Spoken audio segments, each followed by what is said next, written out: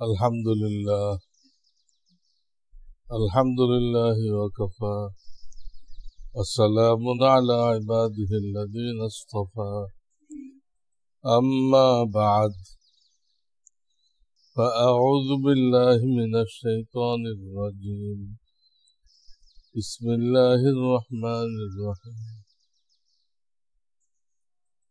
فانكحوا ما طاب لكم من النساء مثنى وثلاث ورباع وقال النبي صلى الله عليه وسلم دخل سارقا وخرج مغيرا أو كما قال عليه الصلاة والسلام अल्हम्दुलिल्लाह। बुजुर्गान मोहतरम, बयान चलतेছিল বিবাহ শাদী অনেক বড় ইবাদত, কিন্তু আমরা সেটাকে নবীজির সুন্নত অনুযায়ী করি না।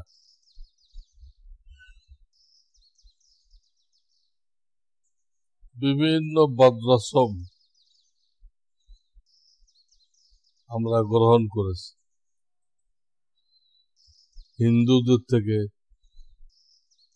ইহুদ নাসারাদের থেকে, বিভিন্ন কাফেরদের থেকে আমরা এটা গ্রহণ করেছি।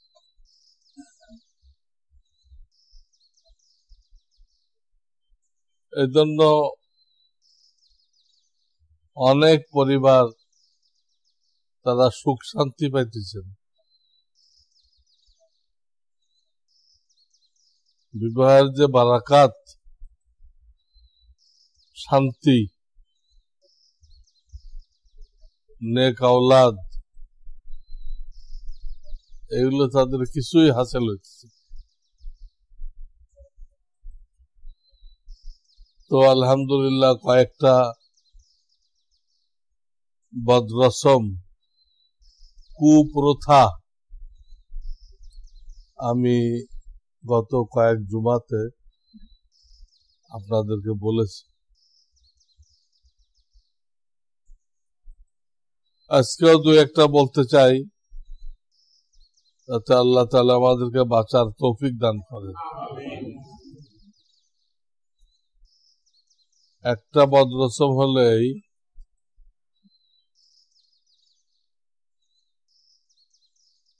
বিবাহের মধ্যে আমাদের শরীয়ত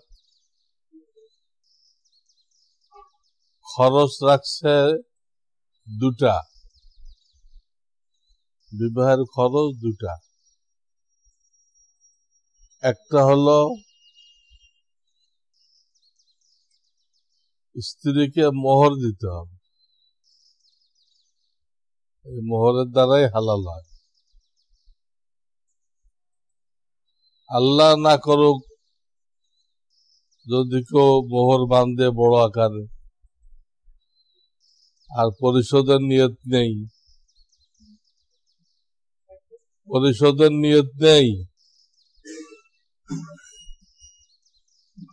তাহলে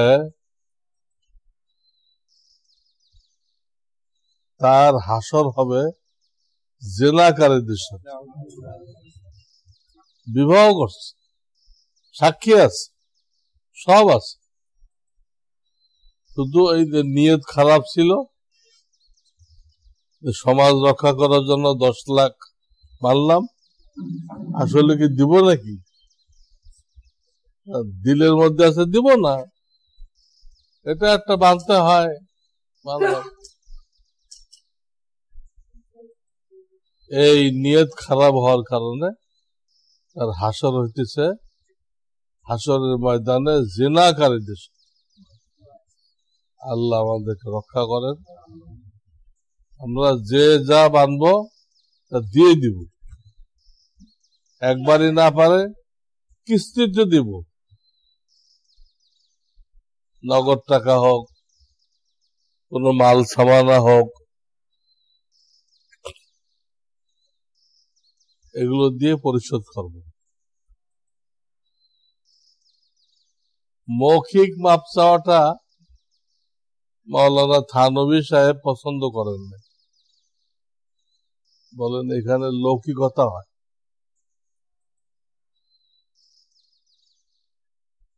এই জন্য উনি পরামর্শ দিচ্ছেন, আগে বিবির হাতে দিয়ে দাও, বিবি যদি কিছু তোমাকে ফেরত দেয়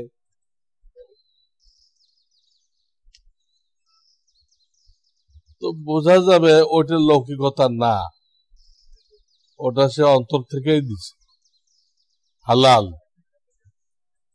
ওটা হালাল। তো আল্লাহ তাআলা তৌফিক দান করেন,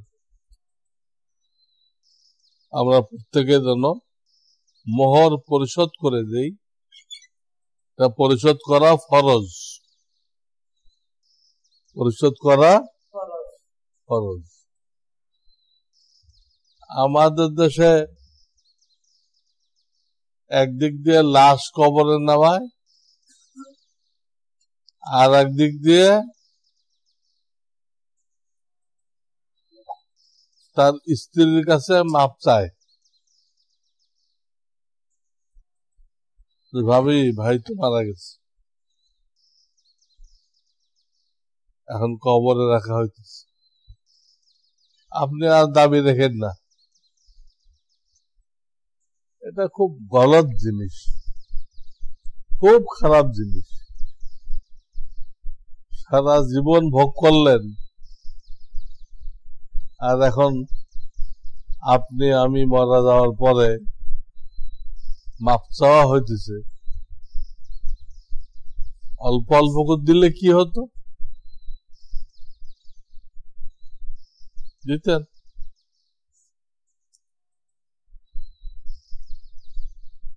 তো এই একটা ভুল আমাদের, মোহর বড় করে বাঁধে দেওয়ার নিয়ত থাকে না। একটা খরচ হলো মোহর দেওয়া, দ্বিতীয় খরচ হলো অলিমা খাওয়ানো, অলিমা খাওয়ানো। আল্লাহ শুকরিয়া আদায় করার জন্য আত্মীয় স্বজনকে কিছু খাওয়ানো, যে বিরাট কিছু খাওয়াইতে হবে এটা জরুরি না, বিরাট কিছু খাওয়াইতে হবে এটা জরুরি না, কিছু খাওয়ানো। নবীজি তো খেজুর দিয়েও অলিমা করছে, আপনি মিষ্টি দিয়েও করতে পারেন, তৌফিক থাকলে মুরগি দিয়ে করেন, তৌফিক থাকলে খাসি দিয়ে করেন, তৌফিক থাকলে গরু দিয়ে করেন, তৌফিকের উপর, সামর্থ্যের উপর। কোনো কিছু ধরাবান্ধা নিয়ম নেই। এই দুটা খরচ, মোহর, অলিমা। এখন এখানে আমাদের যে কুপ্রথা 3 নম্বর একটা বাড়াইছি আমরা, সেটা কি, ছেলে পক্ষ শর্ত লাগায়, ছেলে পক্ষ শর্ত লাগায়, আমার 500 লোক যাবে, 1000 লোক যাবে, এদেরকে খানা খাওয়াইবেন, একদম কাচ্চি বিরিয়ানি।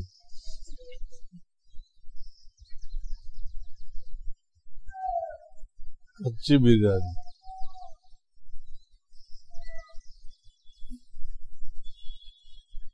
এটা তো ব্লক সৃষ্টির জন্য বড় উপাদান, এই কাচ্চি বিরিয়ানি, আর সেটা আমাদের কাছে বেশি প্রিয়।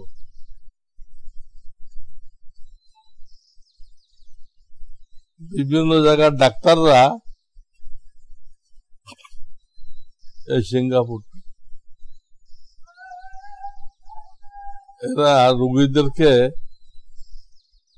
মজা করে বলে দেয় যে আপনারা দেশে আপনাদের আত্মীয় স্বজন যা আছে এদেরকে বলবেন বেশি বেশি কাচ্চি বিরিয়ানি যেন খায়। রোগী জিজ্ঞেস করে, স্যার এতে কি হবে, কি রোগ ভালো হবে? বলে কোন রোগ ভালো হবে না, হার্টের রোগী বাড়বে, আমরা চিকিৎসা করে টাকা পাইব, সেটাই আমাদের খান। এই জন্য শরীর সম্পর্কে একটা এলেম থাকা, কিসে শরীর স্বাস্থ্য ভালো থাকবে, কিসে স্বাস্থ্য নষ্ট হয়ে যাবে, এর একটা সাধারণ জ্ঞান থাকা জরুরি, শরিয়াতে জরুরি। এই জন্য প্রত্যেকটা হাদিসের কিতাবে স্বাস্থ্য সম্পর্কে একটা অধ্যায় আছে। এখন তীব্র গরম, এখন কি করতে হবে? এখন খুব বেশি পানি খাইতে হবে, মাঝে মধ্যে স্যালাইন খাইতে হবে, লবণ বের হয়ে যায় গ্রামের সাথে। তো অনেকে খায় না। আরাফার ময়দানে যারা থাকে বাথরুমের লাইন দেখে খায় না, বাবা এত বড় লাইন, পানিও খাবো না, বাথরুমেও যাবো না। পরে হিট স্ট্রোক হয়ে যায়, হিট স্ট্রোক। এ পর্যন্ত আমাদের বাংলাদেশে বহুত লোক মারা গেছে এই কয়েকদিন গরমে। কয়েকদিনের গরমে এটা পত্রিকাগুলো হাইলাইট করে নাই, কিন্তু বাস্তবে মারা গেছে। এই যেটা দাবি করা হয় ছেলে পক্ষের থেকে, আমার এত লোক খাওয়াইতে হবে, এটা শরিয়াতে অ্যালাউ না। মেয়ের বাড়িতে কোনো অনুষ্ঠান হবে, এটা অ্যালাউ না। মেয়ের বাড়িতে কোনো অনুষ্ঠান হবে, এটা শরিয়াতে অ্যালাউ না। মেয়ের আত্মীয় স্বজন আসবে মেয়েকে বিদায় দিতে, তারা নিজেরাই খানার ইন্তজাম করবে, নিজেরাই খানা নিয়ে আসবে, বা যা আছে তাই খেয়ে নেবে। অনুষ্ঠান বলতে যা বোঝায় বড় আকারে, হ্যাঁ, এইটা বিয়ের সময় মেয়ের বাড়িতে নেই, মেয়ের বাপের বাড়িতে নেই।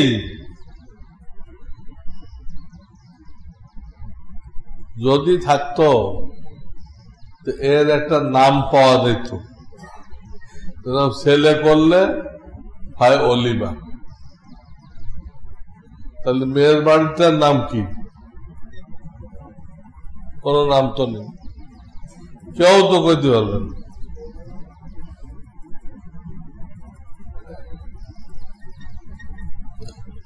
এই ধরনের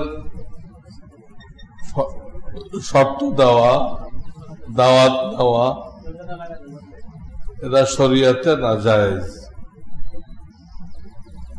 শরিয়াতে নাজায়েজ। শরিয়াতে বলা হয়েছে এরকম দাওয়াতে যারা গেল, দাখালা সারেকান ও খরাজা মুগীরান, এই লোকগুলো চোর হয়ে ঢুকলো, ডাকাত হয়ে বেরোল। বরের সাথে মেয়ের বাড়িতে এরকম দাওয়াত যারা খাইলেন, তারা কি খাইলেন? খাইলেন তো একক। আর নবীজির থেকে টাইটেল পাইলেন দুইটা, চোর, ডাকাত। কি হইতো এই একক তো ভালো খানা না খাইলে?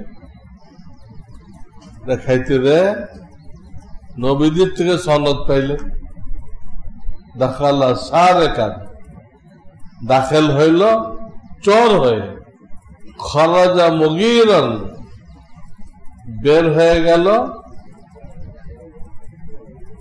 ডাকাত হয়ে, ঢুকলো চোর হয়ে, বের হয়ে গেল ডাকাত হয়ে। সবাই সামনে গেছে না লুকায় গেছে? হ্যাঁ, লুকায় গেছে সবার সামনে। এই জন্য ডাকাত বলা হয়েছে।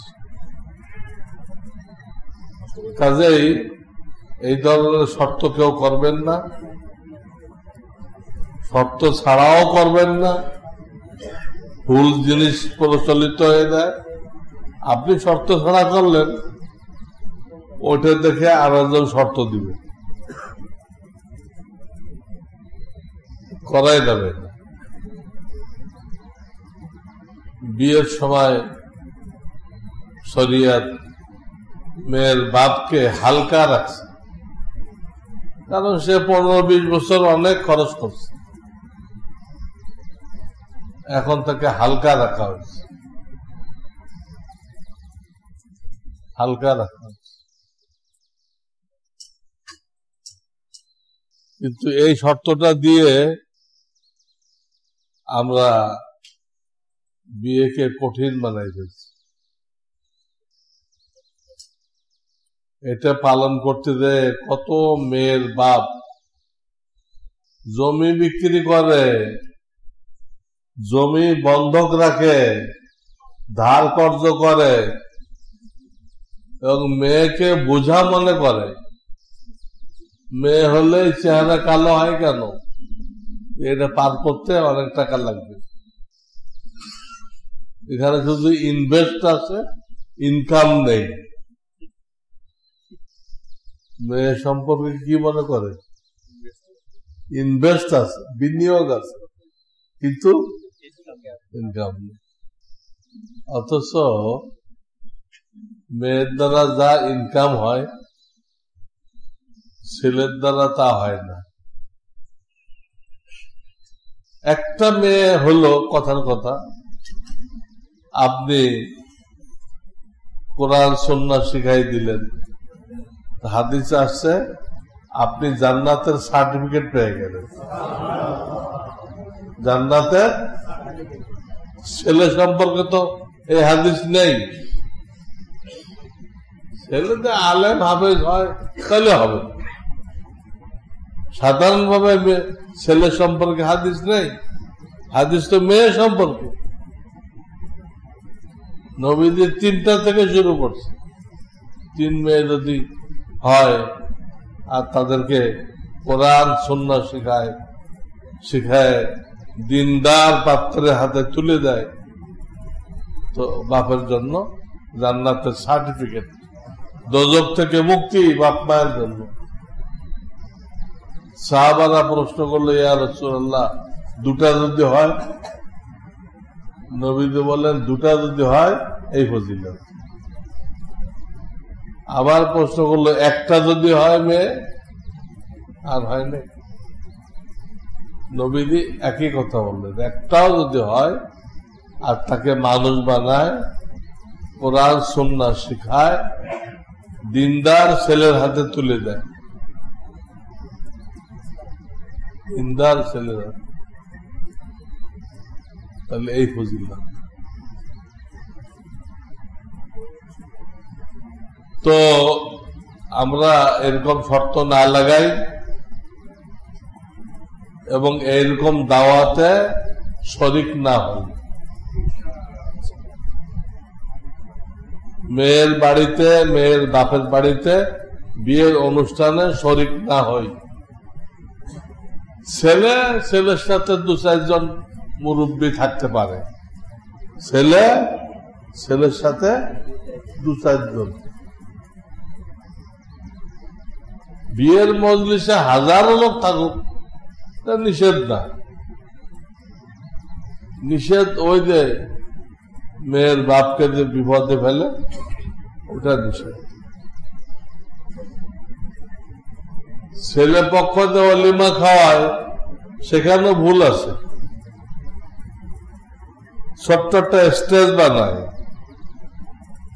ওখানে একটা ম্যানেজার বসায়, উনি একটা খাতা খোলে, প্রত্যেকে কি নিয়ে আসলো তার নাম লেখে, ওই মালটাও লেখে। এটা তো জায়েজ নেই। দাওয়াত খাওয়ায় হাদিয়া কালেকশন করা, এটা তো কাফেরদের তরিকা, খ্রিস্টানদের তরিকা। মুসলমানরা খাওয়াবে নিঃস্বার্থ।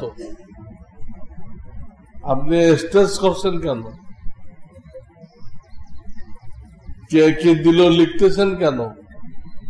হাদিয়ার সুন্নত হলো গোপনে দেওয়া, গোপনে দেওয়া। লোক থাকে, লোক তো থাকবেই। আপনি খামে ভরে দেন, হুজুর আপনার একটা চিঠি আছে, তো গোপন হয়ে গেল। মানুষের মধ্যেও গোপনে দেওয়া যায়, আপনার একটা চিঠি আছে, এটা হাদিয়ার সুন্নত। সেখানে আপনি স্টেজ খুলছেন।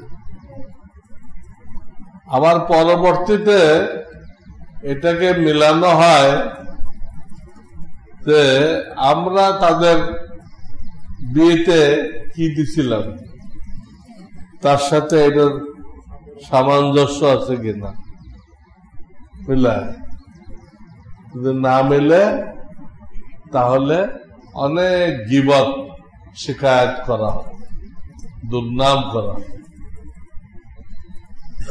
দেখেন আমাদের জীবন কুপ্রথা দিয়ে ভরা, সুন্নত তো নেই, সব কুপ্রথা। কুপ্রথা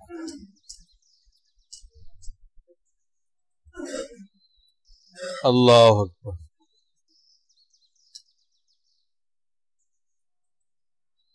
মেয়ের থেকে যে এজেন্ট আনতে হয়, এজেন্ট, এটা বাপ, চাচা, দাদা, নানা, যে কোনো একজনে আনবে, যে কোনো একজন মাহরাম। মেয়ে যদি কুমারী হয়, হাসলেও অনুমতি, কানলেও অনুমতি, চুপ থাকলেও অনুমতি, সব অনুমতি। এখানে ভুলটা কি? ছেলে পক্ষ লোক পাঠায়, ছেলে পক্ষ লোক পাঠায়, তোমরা নিজে কানে শুনিয়ে আসো মেয়ে অনুমতি দিল কিনা, মেয়ে অনুমতি দিল কিনা। আরে শুনবে কি? তারা চুপ থাকলে অনুমতি, তারা কি শুনবে? হাসলে অনুমতি, তারা পর্দার আড়ালতে হাসতে দেখবে কেমনে? এজন্য ভালো করে শুনে রাখেন। কাজীরা তো মশলা জানে না, কাজীরা এই কাণ্ড করে, ছেলে পক্ষতে লোক পাঠায়। এজেন্ট আনার জন্য সাক্ষীর দরকার নেই, বিয়ের মজলিসে সাক্ষী লাগবে, এজেন্ট আনার জন্য সাক্ষীর দরকার নেই। তারপর যখন খুতবা দেওয়া হয়, খুতবার পরে বিয়ে পড়াই দেওয়া হয়, সেখানে ছেলেকে বলা হয় তুমি উঠে সালাম দাও, লম্বা করে সালাম দেয় কিনা? এটাও শরীয়তে নেই। শরীয়তে সালাম 2 প্রকার। কারোর সাথে সাক্ষাৎ হয়েছে, সালাম দেন, কারোর থেকে বিদায় নিচ্ছেন, সালাম দেন। দুই রকম সালাম শরীয়তে আছে, কিন্তু বিয়ে পড়াই দেওয়া হলো তখন যে সালাম দিল এটা কোন সালাম? সাক্ষাতের না বিদায়ের? করোনার মধ্যে পড়লো। এই একটা তরিকা আমরা বানাইছি, মূর্খতার তরিকা। এগুলো তো আমি যা বলতেছি বিয়ের সময় লাগবে, আর হলো বিয়ে হয়ে গেছে তখন তো আলাদা। আল্লাহ স্বামীকে কিছু দায়িত্ব দিছে, স্ত্রীর এই ব্যাপারে খেয়াল রাখবা, তাকে হাত খরচ দিবা, খালি খানা পিনা না, হাত খরচ দিবা তোমার তৌফিক অনুযায়ী। আমরা সবাই দেই, হাত খরচ দেই, তাদের ইনকাম করার কথা নেই শরিয়াতে। হাদিস আসছে মানিস তাতা মিনকুমুল বাআতা ফালাতাজাওয়াজ, তোমাদের মধ্যে যে ভাত কাপড় দিতে পারবে সে যেন বিয়ে করবে। যে ভাত কাপড়, এই বাআতা এটা বাংলাদেশে ভাত হয়ে গেছে। বাআতা কি হয়ে গেছে? ভাত।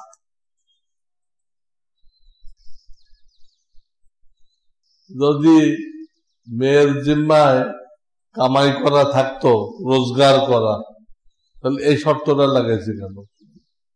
যে ভাত কাপড় দিতে পারবা সে বিয়ে করো, আর যে পারবা না সে রোজা রাখো, এই শর্ত লাগাইছে কেন? মেয়েদের চাকরি বাকরি করা, আয় রোজগার করা শরীয়তে নেই। এটা একমাত্র যদি কারো স্বামী মারা যায়, কারো স্বামী অসুস্থ হয়ে যায়, রোজগার করার কোনো ক্ষমতা নেই, এরকম কোনো বিশেষ সমস্যা সৃষ্টি হলে তখন মহিলারা ঘরের ভিতরে থেকে, পর্দার ভিতরে থেকে কিছু আয় রোজগার করতে পারে। বাচ্চাদের পড়াশোনা পড়াইলো, বেতন নিয়ে কাঁথা সেলাই করলো, বাচ্চাদের জামা কাপড় সেলাই করলো, হাঁস মুরগি পাললো, কত রকম সোর্স আছে, কত রকম সোর্স আছে। এখন তো মহিলাদের কণ্ঠস্বরও বিক্রি হয়েছে, মহিলাদের কণ্ঠস্বর। নতুন কোন ব্যবসা করলে অ্যাডভার্টাইজ দেয়, ওই অ্যাডভার্টাইজটা লক্ষ্য করবেন কতক্ষণ পুরুষে বলে আর কতক্ষণ মহিলা বলে। মেয়েদের কণ্ঠস্বর বিক্রি হইতেছে, এটি শরিয়াতে জায়েজ আছে কণ্ঠস্বর বিক্রি করা? তো পর্দা হারাম। আর কাফেরদের দেশে তো আরো মারাত্মক। কাফেরদের দেশে মহিলারা পেট ভাড়া দেয়, শুনছেন জীবনেও? হ্যাঁ, পেট ভাড়া দেয়, অন্য পুরুষ লোক এসে ওখানে সন্তান উৎপাদন করে ভাড়া পরিশোধ করে সন্তান লইবে। এটাও একটা আয়ের সোর্স হইতে পারে। কাফেরদের মাথায় আসছে, ইসলামে এর কোনো অনুমতি নেই। পেট ভাড়া দেওয়া এর অনুমতি নেই। আবার এখন নতুন যেটা শুরু হয়েছে কাফেরদের দেশে, বিদেশ থেকে মহিলারা আসে বিশেষ একটা এলাকায়, ওই এলাকার পুরুষ খুব তাগড়া, মোটা তুলা, আসে তার সাথে চুক্তি করে যে আমি তোমার সাথে থাকবো, কোনো বিয়ে দরকার নেই, থাকবো, বাচ্চা পেটে আসা পর্যন্ত কত নিবা? মহিলা লন্ডন থেকে আসতেছে ভারতবর্ষে এক পুরুষের সাথে থাকার জন্য, সেই টাকা দিবে এই পুরুষ।